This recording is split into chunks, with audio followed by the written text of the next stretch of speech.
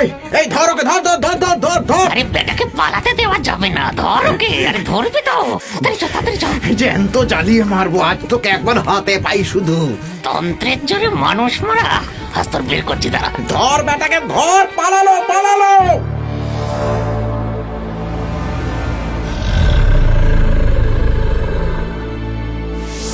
না না, আমাকে আমাকে মেরো না, আমি মরতে চাই না। আমাকে মেরো না, মেরো না আমাকে।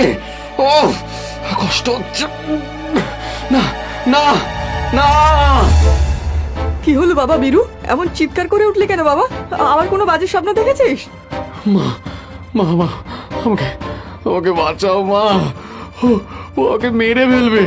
আমি আমি মরতে চাই না, আমি মরতে চাই না। কে মারবে তোকে? কার এত সাহস? তুই কি ভুলে গেছিস তুই জমিদার কৃষ্ণচন্দ্রের ছেলে বীরেন্দ্রচন্দ্র?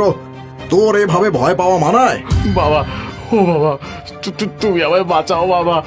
ও ও ও আসে প্রতিদিন রাতে আমাকে মারতে আসে। আমার আমার খুব ভয় করে বাবা, খুব ভয় করে। ভয় পাস না বীরু, ভয় পাস না। এই দেখ, এই দেখ, আমি আছি, তোর বাবা আছে, তোকে কেউ কিচ্ছু করতে পারবে না। তুই তুই শুয়ে পড়, নে শুয়ে পড়। আমি তোর মাথায় হাত বুলিয়ে দিচ্ছি, শুয়ে পড় বাবা। মায়ের সান্ত্বনায় খানিকটা নিশ্চিন্ত হয়েই বীরেন্দ্র আবার শুয়ে পড়ল এবং কিছুক্ষণের মধ্যেই সে তলিয়ে গেল গভীর ঘুমে। ছেলের ঘরে এক ভৃত্যকে পাহারায় রেখে জমিদার বাবু ও তাঁর স্ত্রী চিন্তান্বিত মনে ফিরে এলেন নিজের ঘরে। হ্যাঁ গো, তুমি কিছু করো না, ছেলেটার মুখের দিকে যে আর তাকানো যাচ্ছে না। এভাবে চলতে থাকলে ছেলেটা আমার শেষ হয়ে যাবে। এখনো কোনো কবিরাজ বুদ্ধি তোর বাগ রাখিনি গিন্নি, কিন্তু ওর কি হয়েছে কেউই তো বলতে পারছে না। কি যে করি? আমি বলি কি, তুমি কাশিতে গুরুদেবকে কালির চিঠি লিখে আসতে বলো। এখন খোকাকে যদি কেউ বাঁচাতে পারে একমাত্র উনিই পারবেন। বেশ, তাই লিখব। এখন ঘুমিয়ে পড়ো, আর চিন্তা করো না।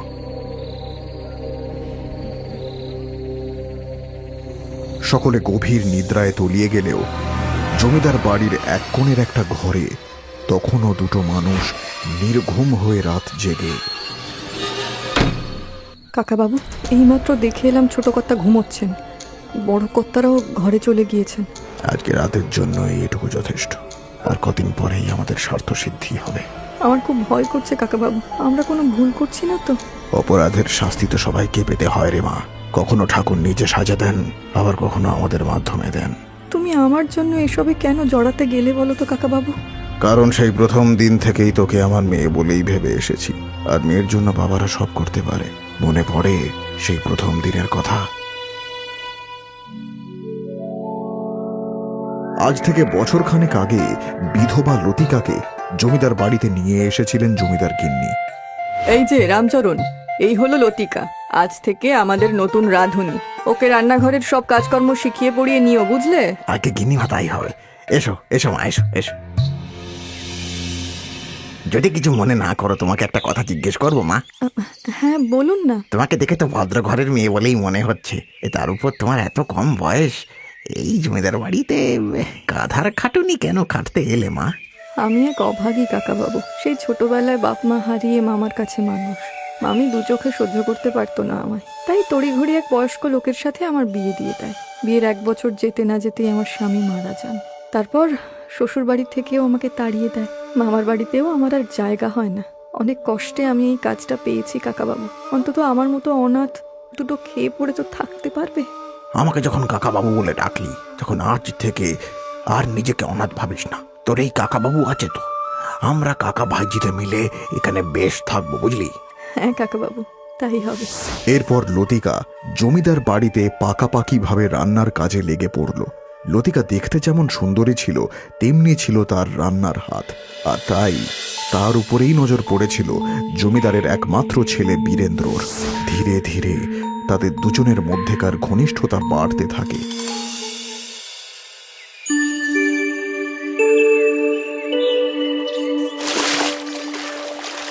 একদিন ছোটবাবু, একে আমি বিধবা, তার উপরে এ বাড়ির রাঁধুনি। আমাদের সম্পর্কটা কেউ মেনে নেবে না। কেউ মেনে না নিলে তোমায় নিয়ে আমি আলাদা থাকবো লতিকা, কিন্তু তোমাকে ছেড়ে আমি থাকতে পারবো না। আপনি সত্যি বলছেন ছোটবাবু? সত্যি সত্যি সত্যি, তোমার কাছে আমি কিচ্ছু লুকাবো না। দেখো, আমি এর আগে বহু মেয়ের সাথে প্রেম করেছি, কিন্তু লতিকা, তুমি আমাকে বদলে দিয়েছো। আমি সত্যি ভীষণ ভাগ্যবতী ছোটবাবু। পুকুরের নির্জন ঘাটে বীরেন্দ্র আর লতিকা যখন প্রেমালাপে মত্ত, তখন ঝোপের পিছন থেকে তাদের কথা শুনে ফেলে বৃদ্ধ রামচরণ।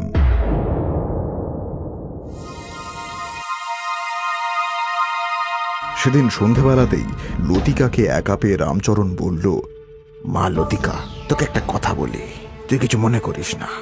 হ্যাঁ কাকাবাবু, বলুন না, এইভাবে কেন বলছেন? ছোটবাবুর সঙ্গে মেলামেশাটা বন্ধ কর, তোর ভালোর জন্যই বলছি। ওনারা আমাদের মনিক বটে, কিন্তু মানুষ ভালো না। আপনি এসব কি করে জানলেন কাকাবাবু? আমি কি করে জানলাম সেটা বড় কথা নয় রে মা, কিন্তু কথাটা জমিদার বাবুর কানে গেলে কেলেঙ্কারি অবস্থা হয়। তাছাড়া কি কাকাবাবু? তাছাড়া ছোটবাবু ঠিক কত মেয়ের সর্বনাশ করেছে তুই জানিস না? আমি জানি, আমি সব জানি। উনি আমার কাছে কিচ্ছু লোকাননি, কিন্তু এখন উনি বদলে গেছেন। ছোটবাবু আমাকে বলেছেন উনি আমাকে ছাড়া আর কাউকে বিয়ে করবেন না। এসব কথায় ভেসে যাস না রে মা, পরে দুঃখ পাবি। তোর ভালোর জন্যই বলছি, সরে আয় ছোটবাবুর কাছ থেকে। আপনি না আমাকে আপনার মেয়ের চোখে দেখেন কাকাবাবু? আপনি কি চান না আপনার মেয়েটা একটু সুখী হোক? নাকি আমি জমিদার বাড়ির বউ হব আর আপনি চাকর হয়ে রয়ে যাবেন, সেটা আপনি মানতে পারছেন না? ছি ছি ছি ছি মা, তুই আমাকে এই চিনলি? বেশ, আমি আর কিছু বলবো না, তোর যা ভালো মনে হয় তুই তাই কর। এভাবে কেটে গেল বেশ কিছুদিন। বীরেন্দ্র আর লতিকার ঘনিষ্ঠতা যত বাড়তে লাগলো, আর একদিকে বাড়তে লাগলো লতিকা আর তার কাকাবাবুর মধ্যেকার দূরত্ব। একদিন লতিকা সকাল সকাল রান্নার জোগাড় করছে, এমন সময় ব্যাগ ভর্তি প্রচুর বাজার নিয়ে ঢোকে রামচরণ। এই নে মা, আজকের বাজার। আমি হারুর মাকে বলেছি তোকে এসে সাহায্য করবে, এত রান্না তুই একা হাতে করতে পারবি না। আজ এত বাজার করেছেন? কোনো অনুষ্ঠান আছে নাকি জমিদার বাড়িতে কাকাবাবু?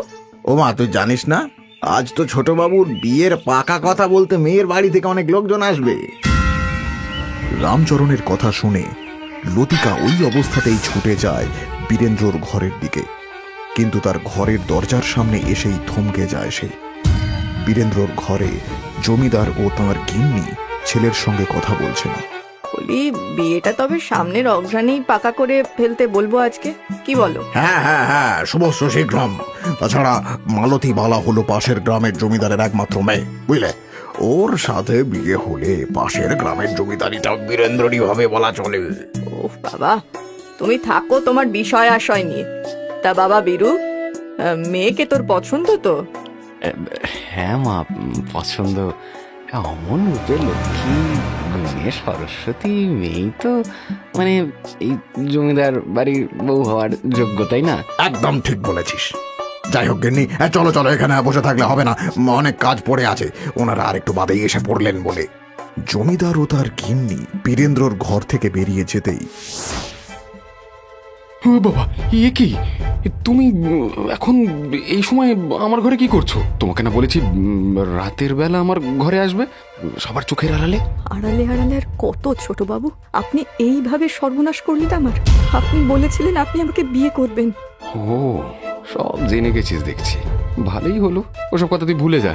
তবে হ্যাঁ, বিয়ের পরেও তোকে মাঝে সাঝে আমি একটু ভালোবাসবো, ঠিক আছে? চিন্তা করিস না।